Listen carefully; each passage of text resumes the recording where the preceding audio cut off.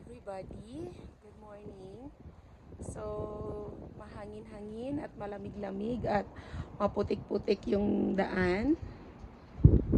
Welcome to my little vlog and welcome to my little channel. Guys,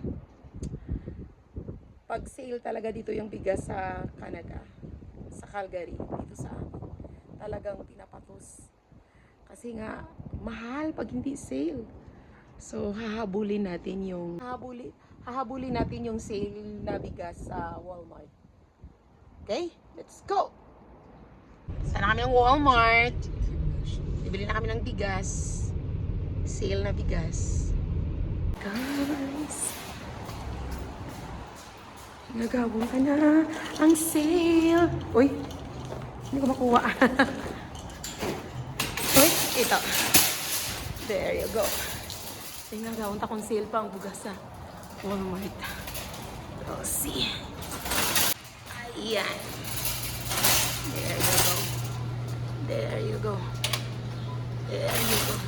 Look at that. Still a sale. O, diba? Ang maling totoo niya hingagaw. Okay. So, mahirap ang buhay. Kailangan talagang patusin natin yung sale. Makatipid-tipid din. Yay! Nandito ako sa Walmart. Talagang hinabol ko talaga. Kasi hindi natin alam, baka mamaya magbalik na naman to sa original na price. Yung price ng ng bigas. There you go. So, aside from avocado, ayan, kumuha na ako ng 3 kasi mayroon akong malaking bag doon sa bahay na nabili doon sa superstore. Dalawang tag, 12 kilos. 12 kilos ba yun? So, ito ay 8 kilos. So, tagal-tagal na din to maubos. So, there you go. Yan na yung mga pinamili natin. Mamaya na natin yan isa-isahin sa bahay pagdating kasi nagmamadali tayo. Makamagkano tayo talaga nito. Oh, ayan na. Tapos na tayo mag-grocery sa Walmart at maghabol ng sale na bigas. Tingnan natin mamaya kung magkano yung pamili natin ngayon sa hirap ng buhay. So, ayan, titingnan natin kung magkano yung mga napang-grocery natin kasama yung hinabol natin sale na bigas kanina sa Walmart. So, nakakuha tayo ng 3 sakong bigas na tag 8 kilos kasi mayroon na tayong 2 malaki na tag 18 kilos. So, dagdag na lang natin yung 3. So, aabot siguro yan ng 3 buwan. Tapos, ito yung mga napamili natin. Isa-isahin natin. So, nakakuha tayo ng pork na giniling na gawin kong spring roll. At saka kumuha ko ng spring roll wrapper para sa baon ng mga junakis. So, mayroon tayong ground beef. So, para din sa mga junakis. Lahat para sa mga junakis. So, hash brown, sky flakes para sa baon ng tatay nila. Tapos, nag-sale ito kanina yung corned beef. Kumuha din tayo. Tapos, itong bubble gum ng bunsong junakis. So, ayan, yan lang naman. Tinapay. Saka itong mga crackers. Tapos, meron akong wipes. Ito pambaon sa school.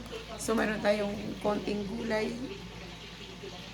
Patatas, carrots, apple, avocado, saging, patis. Ayan, yan. Ito sila. So, there. So, wala. Basic needs talaga to. So, kailangan pa mag-abot ito ng 1.5 linggo. So, yun. Binibidyohan ko na para makita lahat yan.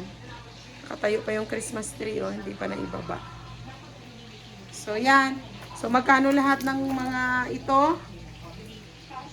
How much all of this? Saan yung resibo ko?